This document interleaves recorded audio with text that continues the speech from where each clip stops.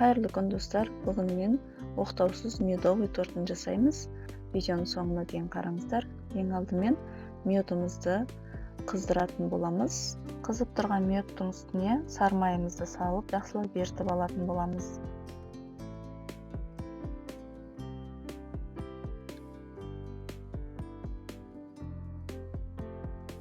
Сары майымыз толық еріп болғаннан кейін 1 чайный ложка содамызды салып, жақсылап араластыратын боламыз.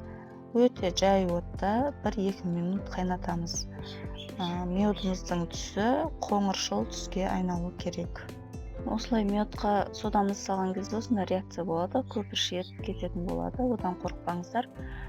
Медымыз осындай қоңыр түске енген кезде өшіріп, жақсылап суытатын боламыз.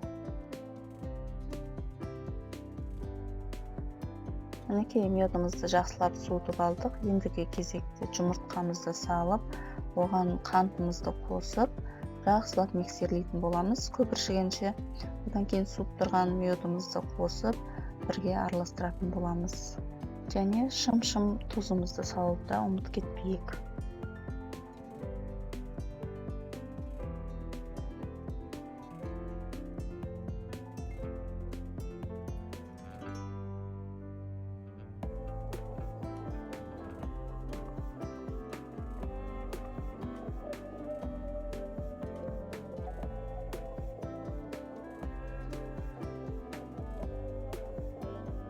Ендігі кезекте суып тұрған медымызды массамызға қосып, жақсылап араластыратын боламыз.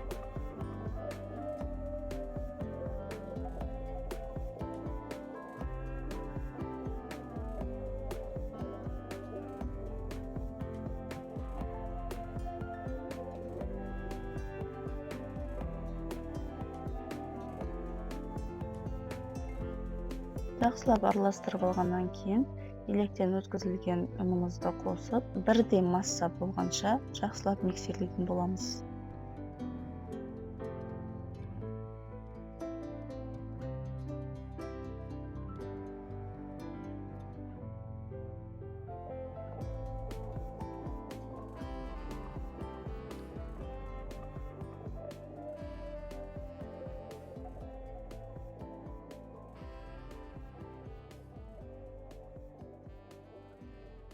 Мінекей бір келкі қоймалжың масса шығады осылай. Ендігі кезекте профинімізге пергамент қағазымызды төсеп, бұрыштарымызды пісіріп аламыз. Бұл жерде мен профиннің көлемімен 4 бұрышты етіп пісіретін боламын. 3 бөлікке бөліп, ал сіздер өздеріңіздің қалауларыңыз бойынша осылай пісірсеңіздер де болады. Или болмасам домалақ торт пісіретін болсаңыздар, бірнеше бөліктерге бөліп пісіріп алатын боласыздар. Бұл бізде домалақ торттарыңыз кішкене биіктеу болып пісетін болады.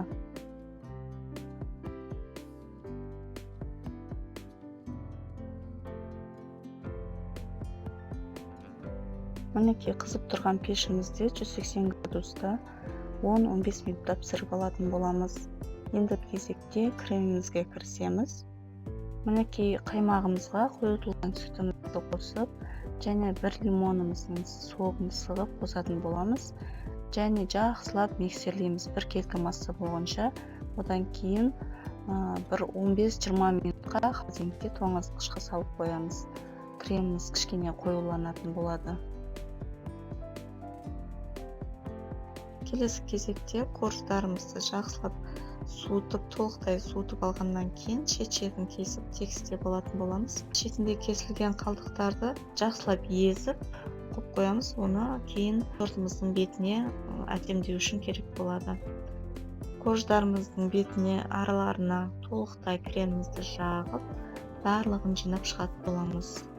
Тағы да айтып кететін жайт, бұдан да басқа кремдердің рецебін описанияға жазып кетемін. Сол жерде сол рецеппен де жасап көрсеңіздер болады.